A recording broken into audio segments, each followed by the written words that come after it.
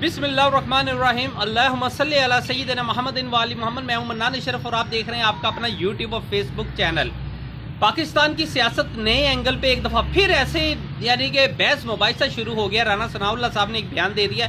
उन्होंने कहा अगर हमें समरी नहीं भी वसूल होती, GHQ नहीं भी हमें समरी भेजता, तब भी हम 1 या 2 दिन के अंदर इसका फैसला करके अनाउंसमेंट कर देंगे। क्या PDM इतनी पावरफुल हो गई है कि वो अपनी मर्जी से फैसला करके खुद ही अनाउंस कर देगी?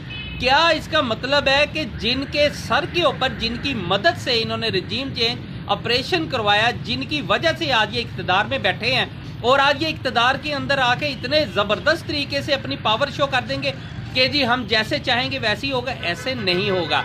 जो लोग हुकूमत बना सकते हैं वो हुकूमत गिरा भी सकते हैं। और उन्होंने एक बनी हुई हुकूमत को बाकायदा बता दिया था कि बाबा जब दिल करेगा हम हुकूमत गिरा सकते हैं, जब दिल करेगा हम हुकूमत बना भी सकते हैं। आज अगर आज अगर हाथ उठ जाए और आज अगर वो उठा लें अपना फैसला, मतलब MQM को वापस ले लें, और इसके अलावा अगर MQM या बाप है, अगर इन्हें थोड़ा सा बयान दे दें कि भाई पीछे हो जाओ, अभी भी पीछे हो जाते हैं, और इसके अलावा काफ लीग पीछे हो जाती है, तो लाजमी बात है गवर्नमेंट तो गिरने में 10 मिनट लगेंगे। जो गवर्नमेंटें बना सकते हैं ना, वो इतने पावरफुल ज़रूर होते हैं कि वो जब चाहें गवर्नमेंट गिरा भी सकते हैं।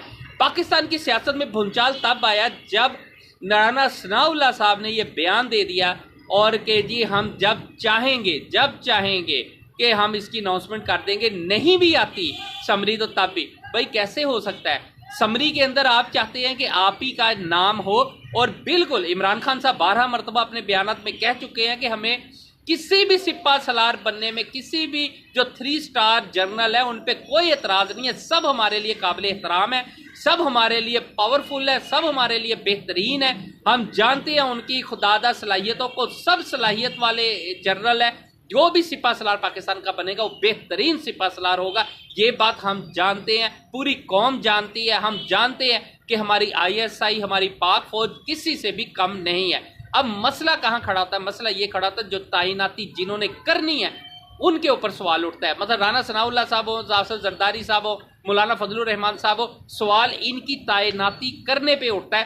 तैनात होने वाली शख्सियत पे नहीं सवाल उठाए जा रहे हैं, तैनाती करने वालों के ऊपर सवाल उठाए जा रहे हैं। ये GHQ का मामला है, GHQ या फैसला करे कि हमने किसे सिपा सलार बनाना है, और दूसरे नंबर के ऊपर GHQ फैसला करके वो भेजे और उसके ऊपर फाइनल हो जाए, तो फिर भी इमरान खान साहब कहते हैं हमें कोई इतराज नहीं। अब मामला कहाँ आ जाता है?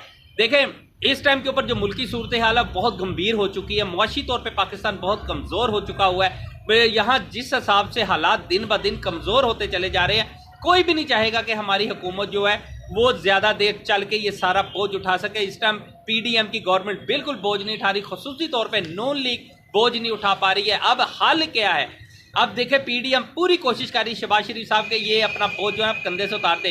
देखे सबसे NRO 2 हो चुका हुआ है, नैब खत्म हो गया, केसेस मुकमका खत्म, फिनिश, इंजॉय हो गया, पूरे बल्ले बल्ले हो गई है। अब कोई इनको किसी किस्म का डर खौफ नहीं, इजी इलेक्शन में जाएंगे और अपना इलेक्शन फाइट करेंगे। लेकिन अब PDM के साथ एक ही सिर्फ पावरफुल बात रह जाती है कि यार किसी तरीके से हम सियासी यानी कि ये बहरान इस तरीके का पैदा कर दें कि हमसे ये अब हुकूमत जो है ना हमारे कंधों से किसी तरीके से उतर जाए। उसके लिए बेहतरीन यही है कि या तो शहबाज शरीफ साहब खुद उतार दें। हमारे तक जहाँ तक है, देखिए अंडरग्राउंड बहुत से मसले मसाइल डिस्कस हो रहे हैं, और मे भी हो सकता है कि ये भी समरी तैयार हो गई हो PDM की तरफ से कि जनाब अब असम्बलियाँ तोड़ दी जाए, नए इलेक्शन की तरफ चले जाए, या फिर केयर टेकर गवर्नमेंट। देखिए केयर टेकर गवर्नमेंट जो है टेक्नोक्रेट बनाना चाह रहे हैं शहबाज शरीफ। वो चाहते हैं हमारे कंधों से सारा कुछ उतरे और मुश्किल फैसले टेक्नोक्रेट गवर्नमेंट आए और वो फैसले करे, क्योंकि हम मुआशी तौर पर बहुत बदहाल हो चुके हैं।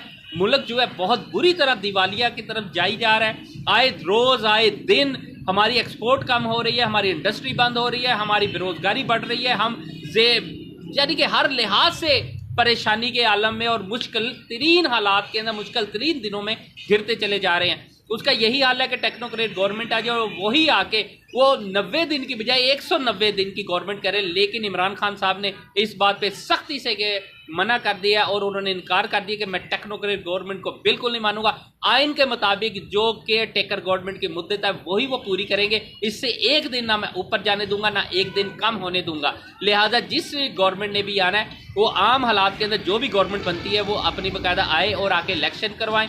इलेक्शन करवाने के बाद अपना टेनोर पूरा करे और जो भी नई गवर्नमेंट सिलेक्ट होती है, ये जो इलेक्शन होता है और उसके अंदर जो इलेक्ट होती है उसे वजीर आज़म बना के उस चीज़ को वो पूरी हुकूमत जो उसके हैंड ओवर कर दी जाए। इमरान खान साहब बखूबी जानते हैं कि 2/3 मेजोरिटी के साथ पाकिस्तान में नई हुकूमत पीटीआई की बनने जा रही है। इमरान खान साहब बिल्कुल अपना मैच जीत चुके हैं, फाइनल राउंड भी काफ़ी हद तक उनके हाथ में आ गया। लेकिन पीडीएम जो गवर्नमेंट है, अब जो नई कोशिश हो रही है वो ये कोशिश हो रही है कि किसी तरीके से या मुल्क में केयर टेकर गवर्नमेंट जो आए वो टेक्नोक्रेट की आए जो 190 दिन का दिन का ले, या फिर मार्शल लग जाए। पूरी कोशिश हो रही है मार्शल लग जाए, ताकि मार्शल लगेगा तो उनकी जान बख्शी होगी और फिर वो आगे से जैसे जैसे दिन गुजरी जाएंगे उसी तरह ये इमरान खान कमज़ोर होते चले जाएंगे और इमरान नवाज शरीफ, जरदारी साहब, मौलाना फजलुर रहमान साहब एक नया बयानिया जो है मंजर आम पे ले आएंगे।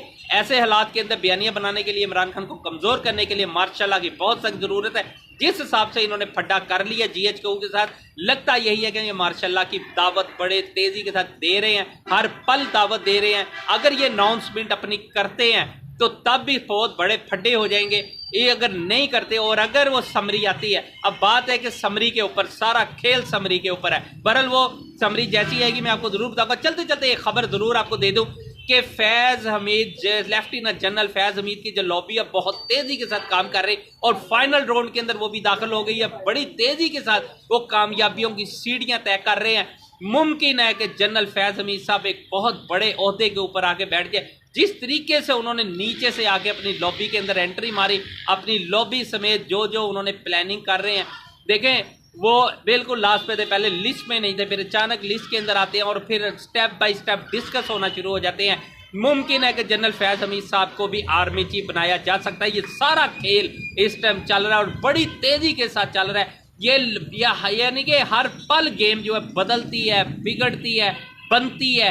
इस सारी गेम को बहुत करीब से पीटीआई भी देख रही है, बहुत करीब से इस टाइम शहबाज शरीफ साहब भी और नवाज शरीफ साहब, सब लोगों की नजरें इस टाइम इस गेम के ऊपर है। ये बहुत बड़ी गेम इस टाइम पाकिस्तान की तारीख की पहली गेम है कि जिसके अंदर अब देखना ये जीतता कौन है और हारता कौन है। लेकिन जनरल फैज़ हमीद साहब आफरीन है कि जिन्होंने एंट्री मारी लास्ट के अंदर और वो बहुत तेजी के साथ बिल्कुल फ्रंट लाइन पे आके खेलना शुरू हो गए हैं। अब देखना यह है कि वो 6 मारते हैं कि या आउट होते हैं। मनान नशर को इजाजत दीजिए, अपने चैनल का बहुत ख्याल रखिएगा।